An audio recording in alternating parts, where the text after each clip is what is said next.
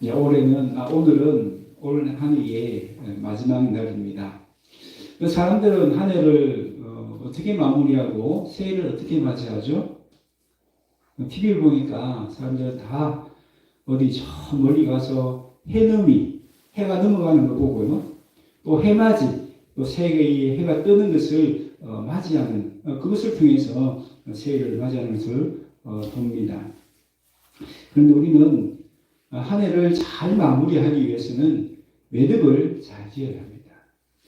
여러분, 우리가 살아가는 이 시간을 보면요, 하루의 시간도 시작이 있으면 끝이 있고, 한 주간도 월요일 딱 시작하면 주일 딱 끝이 있고, 그리고 한 달도 1일이 딱 있고 마지막 30일이나 31일이 딱 끝이 나고, 한 해도 그저 시작이 있고 끝이 있죠. 사실 끝을 맺는 것이 어쩌면 더 어려울 수도 있습니다. 흐지부지 지나갈 수도 있는 거죠.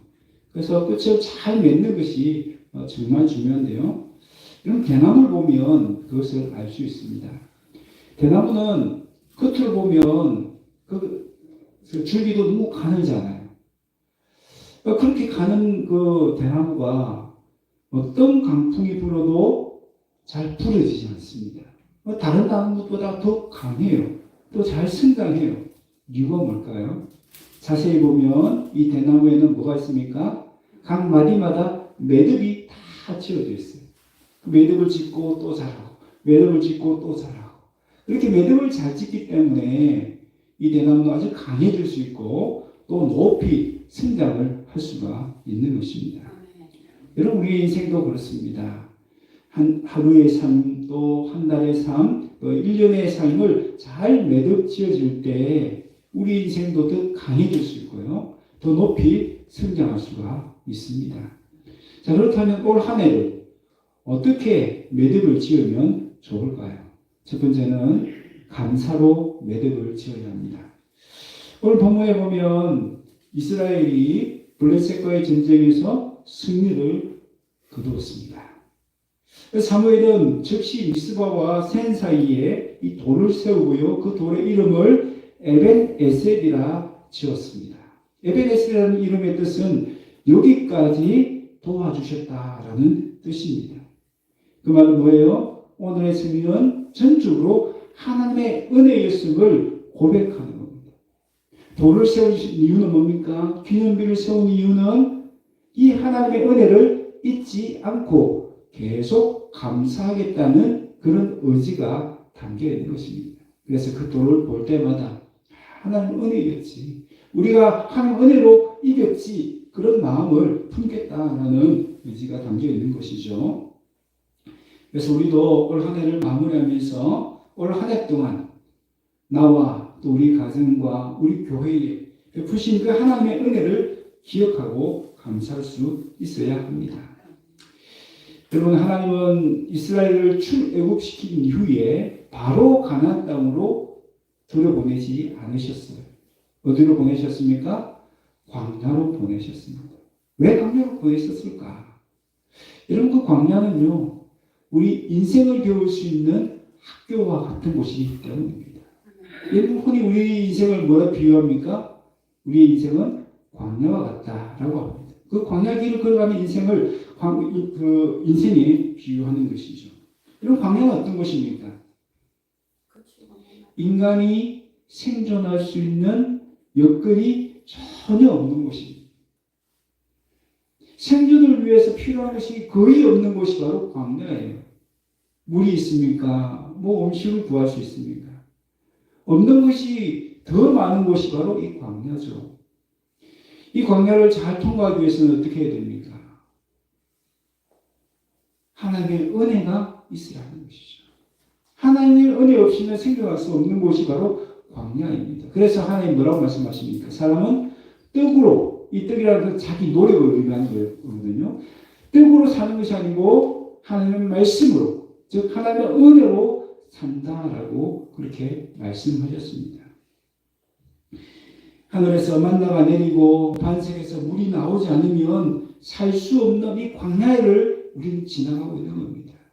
누가 그 하늘에서 만나를 내시고 누가 반석에서 물을 내십니까? 바로 우리 하나님이시죠. 그 하나님의 은혜가 없이는 우리가 생존할 수 없는 것이죠. 그것을 가르쳐 주시기 위해서 하나님은 그들을 광야로 보내셨습니다. 그리고 그들은 40년 동안 그 광야에서 실제로 그 하나님의 은혜로 먹고 마시고 보호를 받고 인도하심을 받는 그런 실물 교육을 받습니다. 체험을 해서 배운 것이죠. 오늘 우리의 삶도 마찬가지입니다. 올 한 해 우리가 살아온 것 많은 것도 돌아보면 내 힘으로 한 것 같고 내 노력으로 한 것 같고 내 경험으로 한 것 같고 내 능력으로 한 것처럼 보이는 일들이 많이 있을 거예요. 그렇죠? 내가 돈 벌어서 먹는 거고 내가 잘해서 어떤 것을 이룬 것처럼 보입니다. 그러나 그 배우에는 누가 있습니까? 다 하나님이 계셨다는 거예요. 하나님의 은혜 없이 되어진 것은 아무것도 없다는 것입니다. 그래서 우리 참 은혜로운 찬양 중에 은혜라는 그 찬양의 가사를 보면 뭐라고 되어 있습니까? 모든 것이 은혜, 한없는 은혜, 내 삶에 당연한 것은 없었던 것을 이라고 고백합니다. 여러분, 우리 삶에 당연한 것은 아무것도 없습니다. 내가 숨을 쉬는 것도, 내가 지금 이 자리에 앉아 있는 것도, 내가 지금 먹고 마시는 것도 당연한 것은 아무것도 없습니다. 모든 것은 다 뭐라고요? 하나님의 은혜라는 것입니다. 여러분, 그것을 기억하고 그것을 감사로 하나님께 영광을 돌려드릴 수 있어야 합니다. 신명기 8장 14절에 보면 내 마음이 교만하여 내 하나님 여호와를 잊어버릴까 염려하노라 라고 말씀합니다. 이 말씀은 왜 이런 말씀하시냐면요, 이스라엘 백성이 이제 이 광야에서 그 하나님의 은혜 생활을 하다가 가나안 땅에 들어가면 이 광야가 아니잖아요. 그렇죠? 가나안 땅에 가면 먹을 것이 많습니다.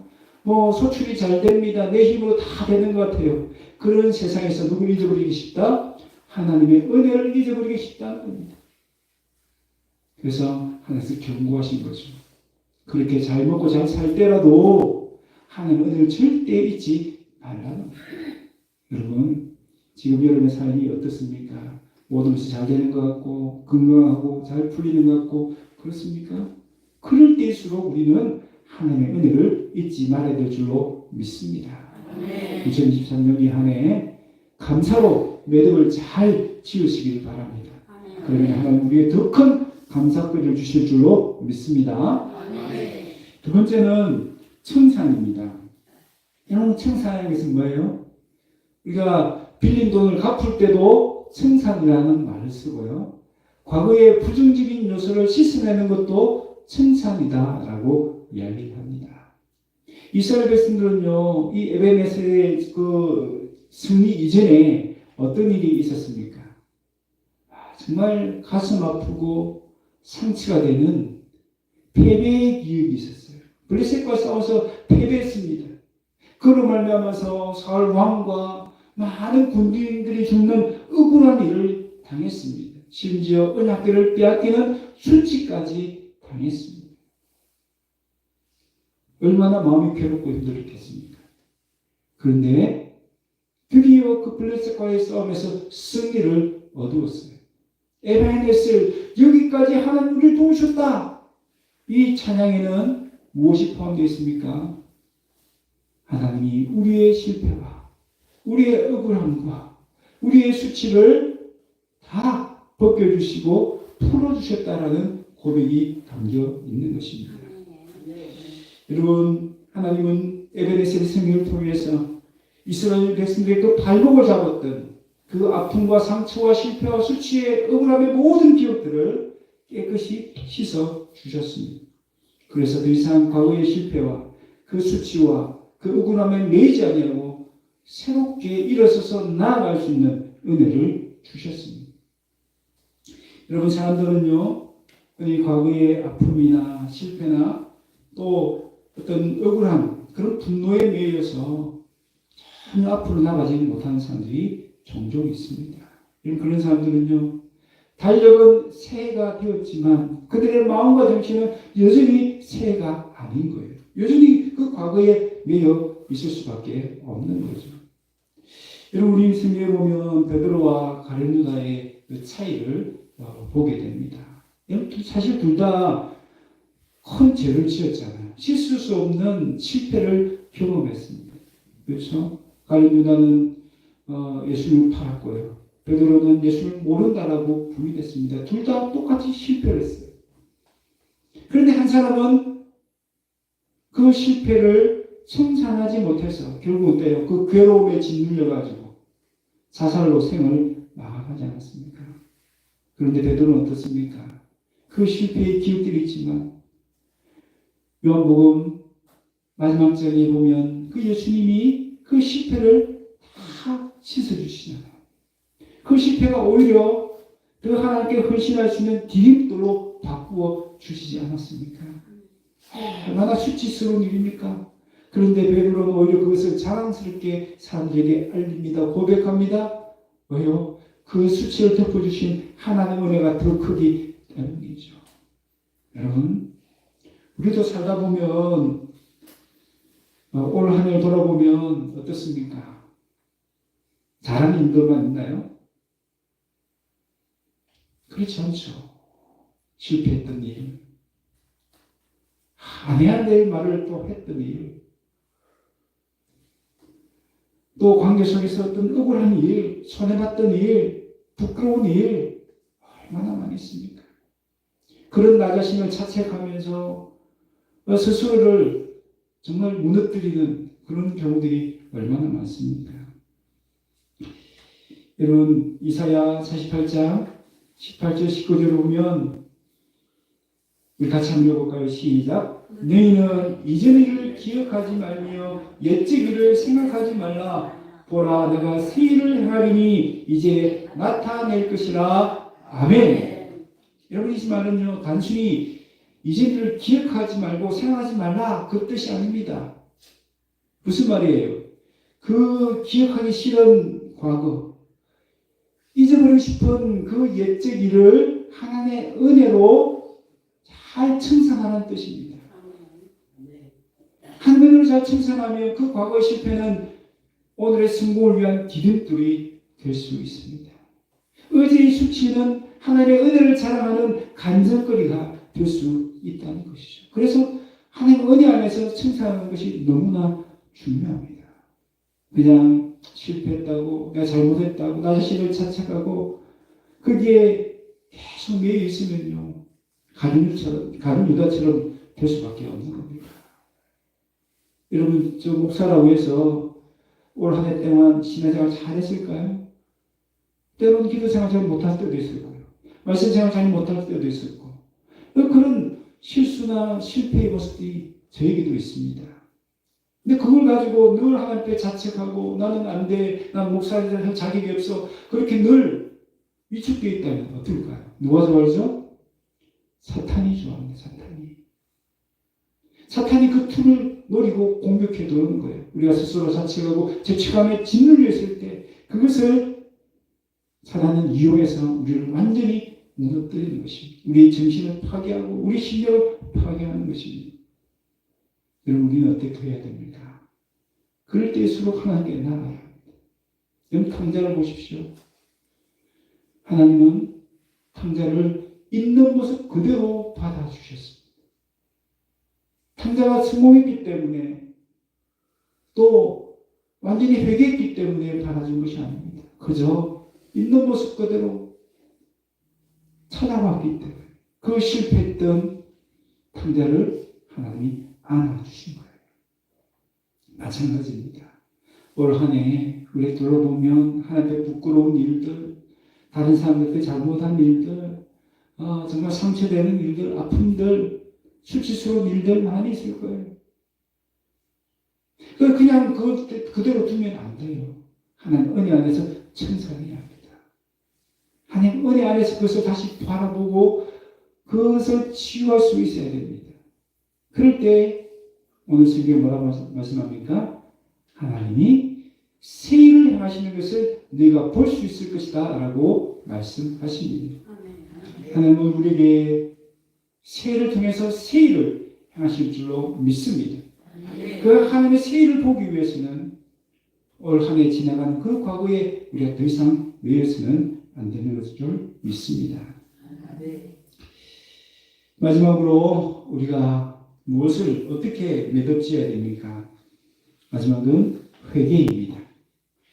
여러분, 이스라엘 백성들이 에베네셀에서 이런 놀라운 승리를 거둘 수 있던 결정적인 원인이 있습니다.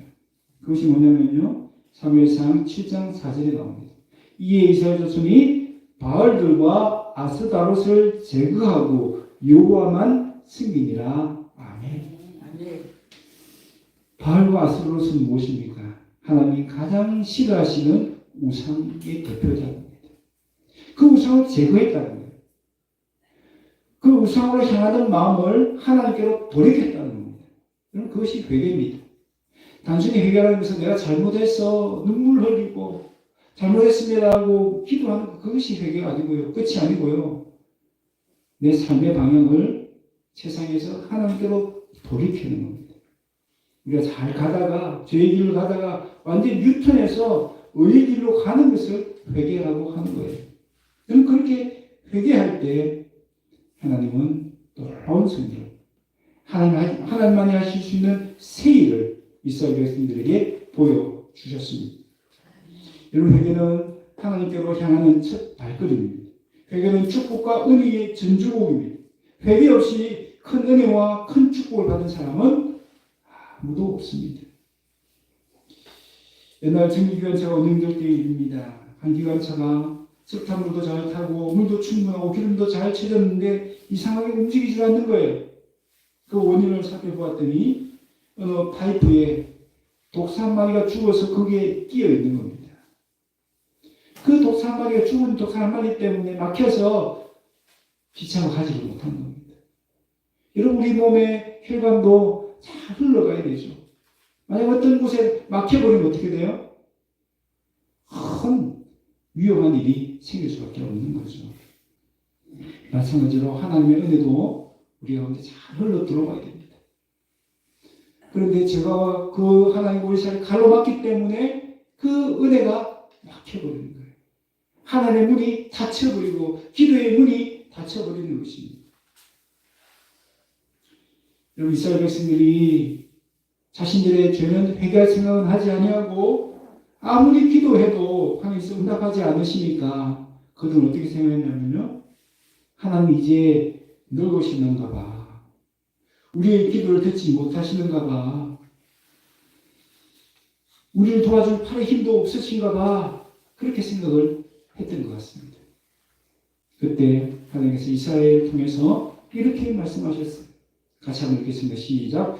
여호와의 손이 짧아 구원치 못하심도 아니요 귀가 둔하여 듣지 못하심도 아니라 오직 너희 죄악이 너희와 너희 하나님 사이를 열었고 너희 죄가 그 얼굴을 가리워서 너희를 듣지 않으시게 함이라. 아멘. 여러분, 우리가 아무리 기도해도 하나님께서 왜 응답하지 못하십니까? 죄가 하나님과 우리 사이를 딱 가로막고 있기 때문이라고 말씀합니다. 하나님 듣지 못하셔서 귀가 어두워서 듣지 못하시는 것도 아니고 팔이 약해져서 그들을 도와주지 못하시는 것이 아니라고 말씀합니다. 그들의 죄 때문이라고 말씀하십니다. 여러분, 회개 없이는 하나님의 구원을 볼 수 없습니다. 아무리 새해를 맞이했다고 해도 하나님이 행하시는 새해를 우리는 경험할 수 없습니다. 그럼 우리는 하나님의 빛 아래에서 우리 자신을 철저히 돌아봐야 됩니다. 하나님 앞에 회개할 것을 철저히 회개해야 합니다.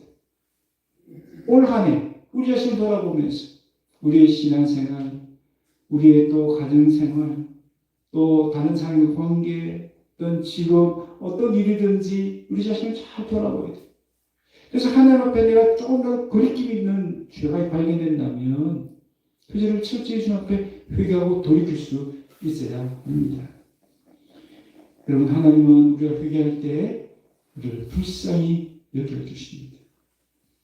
잠언 28장 13절 자기의 죄를 숨긴 자는 형통하지 못하니 죄를 자복하고 버리는 자는 불쌍히 여김을 받으리라. 아멘. 자기의 죄를 숨기는 자는 뭐하신다고요? 형통하지 못한다고 합니다. 대신 자기의 죄를 고백하면 하나님은 그를 불쌍히 여겨주신다라고 말씀합니다.